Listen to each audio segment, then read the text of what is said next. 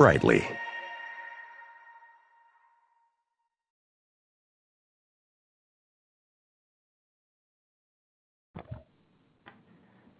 Good morning, everyone. This is Alexandra Altvader. I'm the marketing manager here at Dude Solutions for Manufacturing. Thank you all for joining us today.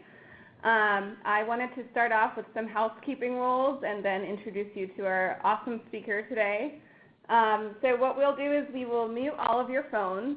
If you do have any questions, feel free to type them in the chat box at any time, and we'll get to them at the end of the session today.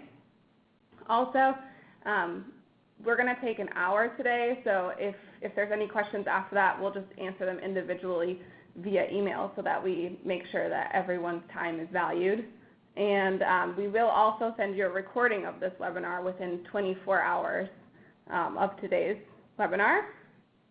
So without further ado, I want to introduce to you Ryan Richmond.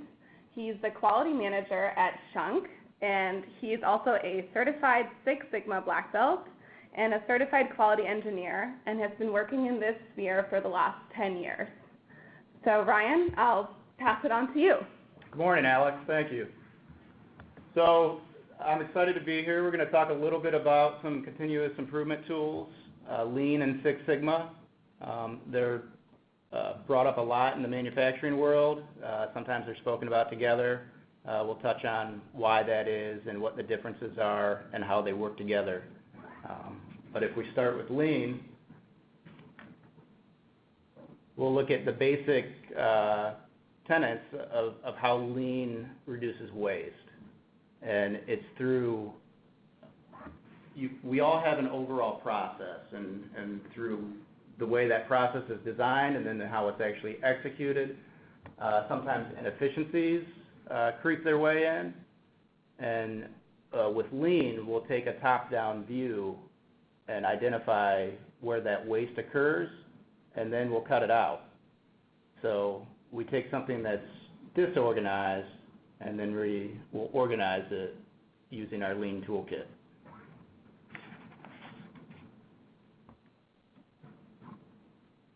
So the things within Lean that we have to worry about are the same things that our customers worry about, because what the customer is willing to pay for is the most important part of what we're manufacturing. So we want to focus on where that value is occurring. So if you've heard the phrase value add, it's driven by these Lean principles. Now we have 7 wastes that are common that we try to eliminate in the Lean systems. The first of which is going to be over-processing, so doing things and putting too much work into it. An example would be rework is certainly an over-processing, so we really want to do things right the first time. Inventory is another waste. We all have concerns about meeting our deadlines and making sure that our customer has product, but if we're just filling our warehouse up, then we're creating no value doing that. We're just taking up warehouse space. Also transportation, so whether it's within the facility or between facilities or between our facility and the customer, if we're moving the parts more times than we need to, it's creating no value for us. So we want to streamline that as much as possible, which takes us to weighting, which is the same concept. If we have one operation that's performing a task, and then the second operation has to wait on that, certainly there's no value in between those two operations. And then defects. So if we're making scrap, we're not making money and we're costing money. So we want to take out any opportunity we can for creating scrap. Then we have motion. So it can be too much motion, whether it's a robot that's moving too many times, or an employee that has to pick something up and then put it back down when he could just leave it on a platform. Motion is something that we want to investigate and then try to reduce, along with overproduction, which is closely tied to inventory. Sometimes we just want to keep our lines running, and maybe it makes more sense to move people to a different line.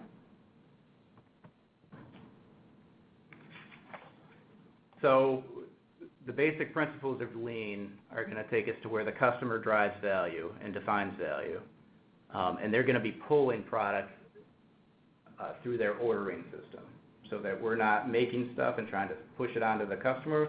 They're going to tell us when to start making products. We also need a culture where the people who can influence the change will be able to add value. So we want everybody involved, from the production floor all the way up to the C-suite. And finally, we want to eliminate waste as much as possible. So we'll look at some of the tools, and there's a variety of tools in the Lean Toolkit. We're going to focus on total productive maintenance, but some of the other tools are value stream mapping and Kaizen projects and setup reduction, and also 5S. So looking at computerized maintenance management systems as a complement to our total productive maintenance program.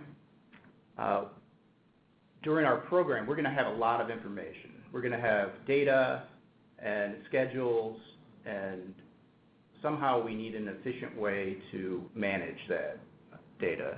And using a CMMS is something that will help us do that.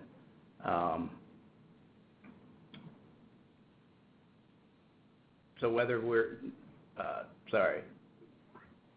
if we have a maintenance breakdown and it happens over and over again, and we're ordering the same replacement components, this is something that will help us identify what those components are, and then maybe we can investigate more robust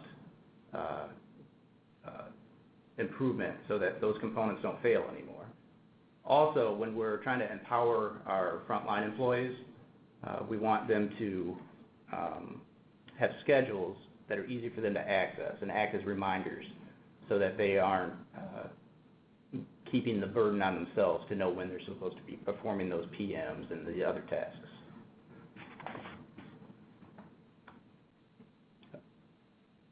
Okay, so now going back to total productive maintenance. So this is a manufacturing initiative where we want to optimize the effectiveness of the equipment. So this will be through the whole life of the equipment. We want to revitalize the existing equipment we have when we begin, but then also over time we want to begin to purchase equipment that's less likely to fail and better suit our needs. So we have 7 steps, or 7 objectives to going through this process. The first of which is we're going to have a lot of existing equipment that we're going to want to bring up to speed. So we want to begin reconditioning that equipment so that it's meeting the takt times, meeting the cycle times, and performing as we expected it to in the beginning.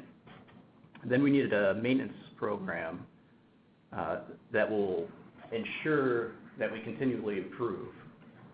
To do that, we need to develop standard work so that it's not lost, so that we don't get lost in the daily production goals and then forget to maintain our equipment.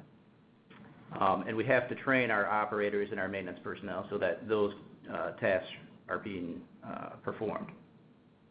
Part of that is going to be through institutionalizing 5S. So 5S is a structured organizational tool that we use in Lean. And if you've seen shadow boards or visual factory, those are the organizational tools we use within 5S. And it makes things easy for operators and maintenance personnel. We want to involve everybody. So we want that operator to feel empowered so that he can bring improvement suggestions to the people who can actually influence change. Because without that, change will happen very slow. You can't force change from the office onto the floor and expect people to adopt it quickly. And then finally, we want a way to ensure that we're maintaining the previous 6 steps. So we use something called OEE, Operational, sorry, I forgot the acronym, Equipment Effectiveness, thank you. And that's a way for us to measure what we've done and how we're performing over time.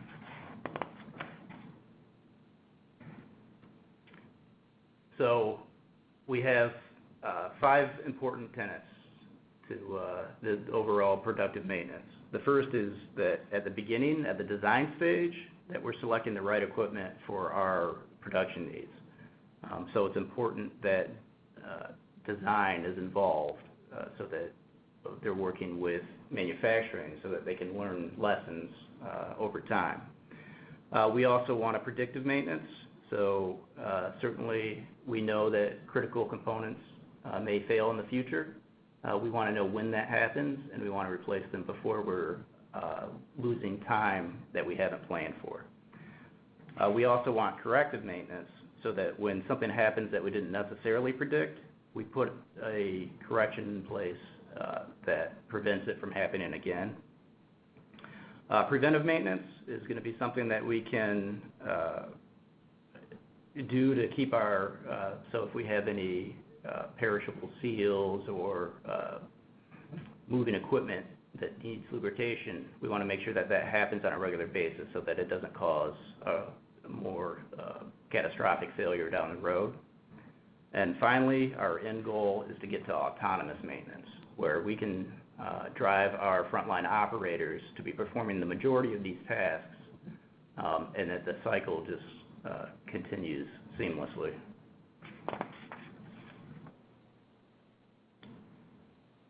So when we get to that autonomous maintenance stage, we want that operator to feel like they have control over their machine, because ownership will certainly allow them the incentives to take better care of the equipment. But we need to provide tools for them to know how that system's going to work and when they're going to be performing these tasks, and maybe how the whole schedule fits within the facility.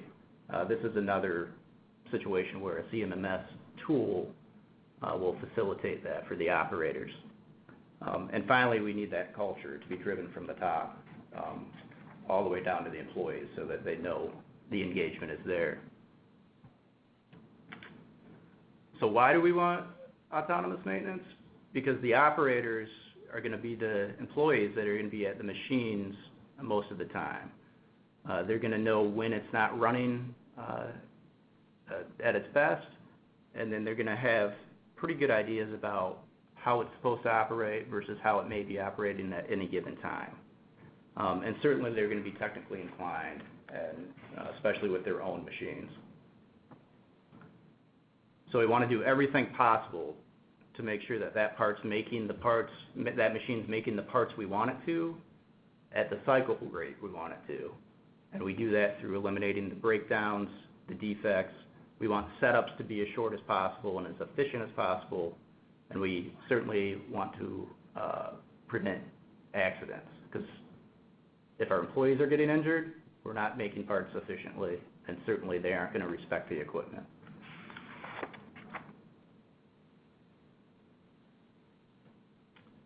So when we initiate our plan, we need to do 7 clear steps. So the first one is going to be, we're going to want to take that machine and we're going to clean it, and then we're going to perform an overall inspection. And then any issues or discrepancies with that equipment, we're going to document, and then we're going to disassemble the machine further for detailed inspection. If there's any contamination or areas that aren't easy for the operators to get to or the maintenance team to get to, we want to identify those, and we want to make it easier. We want lubrication to be easy access. Anything where maintenance has to happen on a regular basis, we need to be able to get to. We want to develop temporary cleaning and inspection checklists, and we want to make sure we sustain those initial gains that we've put a lot of investment into breaking down the machinery and cleaning at the first step. And then we need to have to train the people that are affected in some of the basic functions of the machine. So as we start to empower these employees to take ownership over the equipment, we have to make sure that the training is there to sustain that. And then we want to develop a daily inspection or maybe a weekly inspection. It depends on the program and the machine, so that we don't have any surprises, so that things are inspected for at the beginning of operation. We'll organize the workplace using 5S or other organizational tools to make it easy for the operators and the maintenance team to continue these gains. And then the last step is that we have to make sure that the previous work that we've accomplished is maintained over time. So we can do this in a variety of ways through audit systems and also through a CMMS system that will, again, remind us of the scheduling and the maintenance needs that come down the road. So you can think of it as three phases over the TPM project. So we want to restore the equipment we have. We want to create standard work so that the routines are easy and structured. And then we want to sustain that machine performance over time.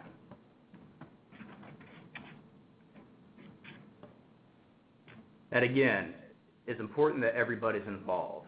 We need the management commitment. We need our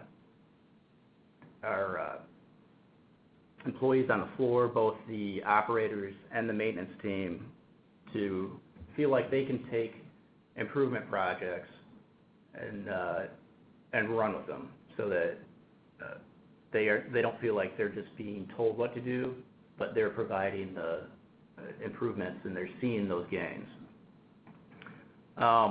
And there also needs to be some kind of strategy. We can't just go out there and start trying to fix things without any clear goals.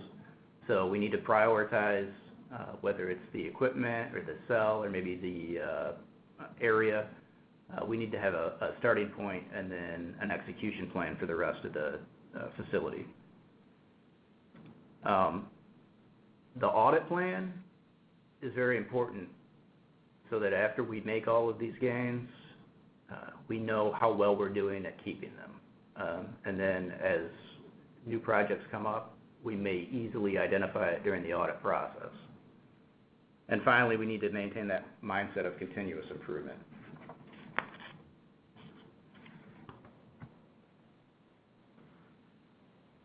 So for a lot of us, we've seen facilities that you may walk in and they have a dashboard system, or even a big sign that's got a number that shows you what your overall equipment effectiveness is, your OEE rate, and they keep it right there in front of the cell, which is a great way to have a visual standard of how well that machine is performing. But it's important to measure something, because if you stop measuring, then you don't know how you're doing, and it's less likely that any improvements or any continued success will happen. So the OEE measurement has become a standard for doing that.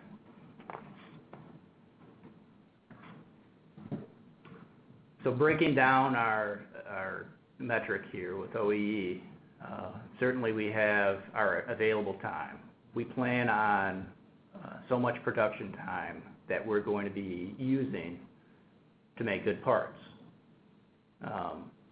And then we have lost time, which is time that we haven't planned for. So the OEE measurement is going to give us overall value on how well we're producing parts given the amount of time that we have. And if it's not as high as we want it to be, then we can investigate ways to increase that number.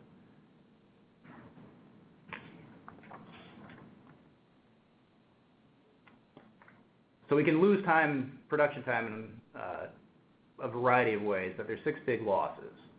One of those is through idle time, where the machine's available, it's ready to run, but maybe we don't have the raw material from our vendor. That's an issue that we can solve up front with better lead time planning.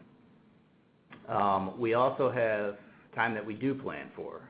So certainly we want to perform our preventive maintenance. We want to replace our perishable components. And we want to do that on our schedule. So we should certainly plan for some downtime. And then also changeovers. If we're going from Part A to Part B, we're going to have some setup time that we need to make that change. Maintenance time is going to be time that we didn't plan for. So if we had a machine go down, this is the unplanned time that we want to try to reduce. Certainly we'll have some abnormal events. Maybe the power will go out or there's a natural occurrence that we can't really plan for. So we have to remember that those happen and not lose too much sleep over it. And then we have quality issues. So if we're producing scrap due to poor maintenance, or if we're running too much rework, or over-inspecting our parts even, that's time lost that we could have maybe better utilized if we made it right the first time. And then if we're not meeting our cycle times, we're not running the equipment to its optimal performance. So we want to ensure that we try to reduce all of these.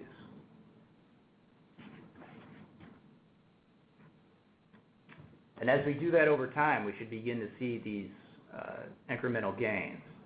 So wherever we're at in the beginning of our productive maintenance program, as we become more effective and implement our audit schedule and continually improve, we should see that gain in our OEE effectiveness.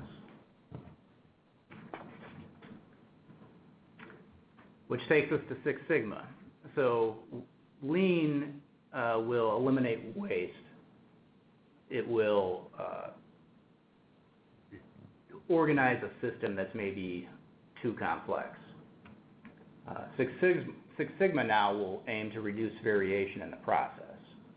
So if you have a process that's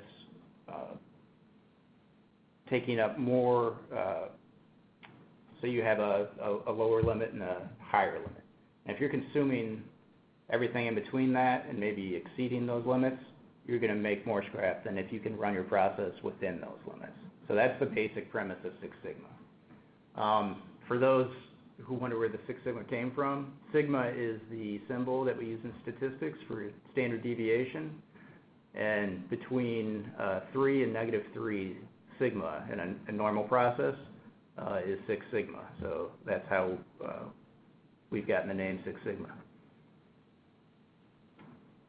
And like I said before, the goal of Six Sigma is that we take variation out of the process, which is important because a process with too much variation is not predictable. And if the process isn't predictable, we don't really know what we're going to get.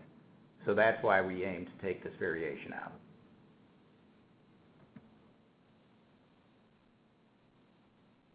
There's a variety of tools that we can use. There's statistical tools, there's physics tools, but as a simple example, we use something called a Pareto tool. So a Pareto graph looks like a bar chart, but it's ordered so that your highest frequency is at the very left of the graph, the very beginning, and then you move in reduced frequencies from there. So that you very quickly see where your highest offenders are, which is the 80-20 rule. So for the most part, we see that 80% of our problems come from 20% of the offenders, and we look to focus our resources on that 20%. So as an example, I created a downtime schedule or a downtime table that you can use. So certainly we can record information in our table.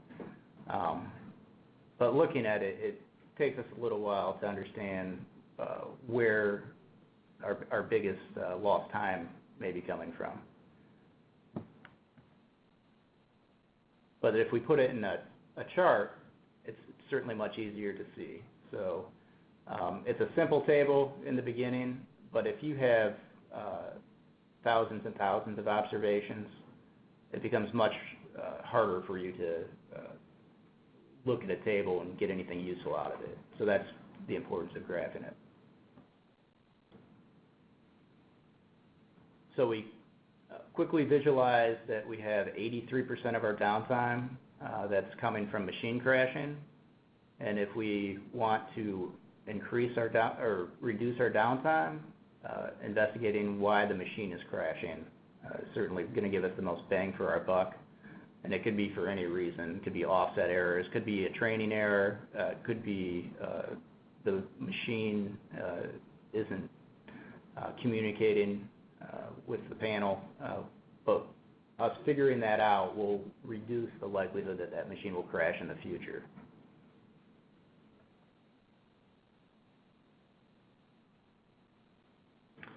So we have 5 clear steps within our Six Sigma projects. The first of which is to define what our problem is. We want to baseline a goal. So if our machine is performing at 70%, we want to clearly state that, and we want to define what a realistic goal is. So if going from 70 to 85% is meaningful, then maybe we establish our goal there. Then we need a way to measure that. So maybe we're using our CMMS system to define how much we're running, and we baseline that so that we know what our change is from the beginning of the project to the end of the project. In Six Sigma, we use a variety of statistical tools. They can be simple and they can be complex, but we'll take that data and that information and we'll begin analyzing it through our statistical toolkit. And then we look to improve our process. So we want to reduce variation. So if we're losing too much time to set up because we have 3 shifts and each operator performs the setups differently, we want to get those 3 guys together and we want to standardize their process. And they probably all have good things that we could take, and then we'll optimize that setup or that changeover to the best that we have with the knowledge of those 3 employees. And then the last stage is to control it. After we make all these gains and we put the improvements in place, we need to put a control in place so that they are sustained over time. Otherwise, it will go back to how it was. So as an example project, say we have a process that's running with a scrap rate of about 5%. This is going to be a process that takes a supplied component and builds it into an assembly.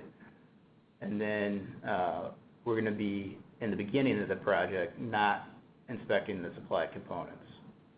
But we did determine that there's a strong correlation between the quality of the supplied component and the quality of the finished assembly. So we need to baseline that. So this is a control chart that shows the pass rate of those, or the scrap rate of the the process before the inspection was put in place on the supplied component. And we know we're running about 5% scrap.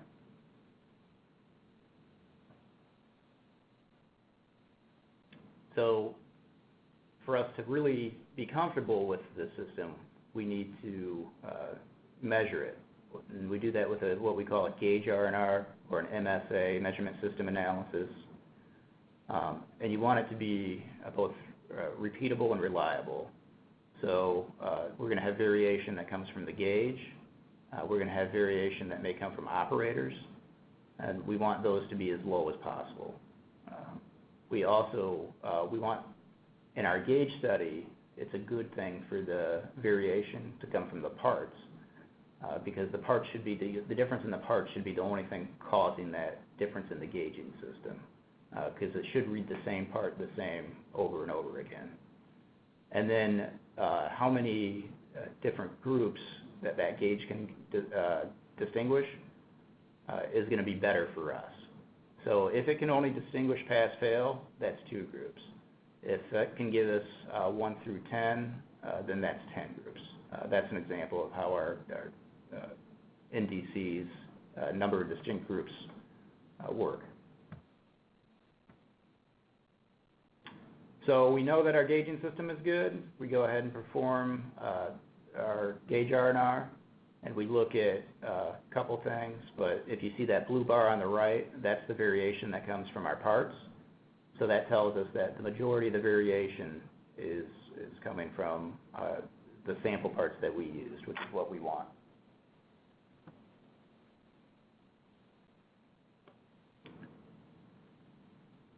So then we're going to implement our change, and so our change was to begin inspecting those supplied components. And we're going to measure what the difference is after that, but we were able to reduce scrap by about 50%. And as a note, this is something that there's an inline inspection, and the inspection, the gauge was getting contaminated with dust and other particles, and it began to fail, so that station was shut off. And to turn it back on and have it successfully sort out the poor performing supplied components, a simple PM was put in place to clean that and replace the seals and the O-rings.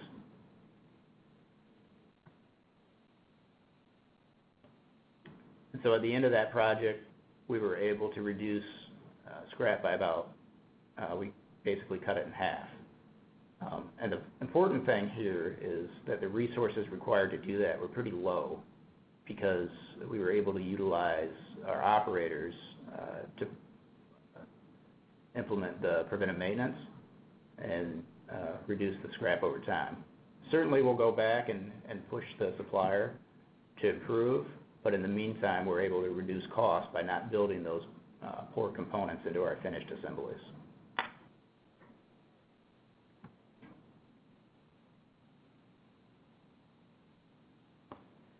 All right, well, thank you so much, Ryan. That was really informative, and I really appreciate your time today. If anybody has any questions regarding this for Ryan, here's his email, ryan.richmond@us.chunk.com.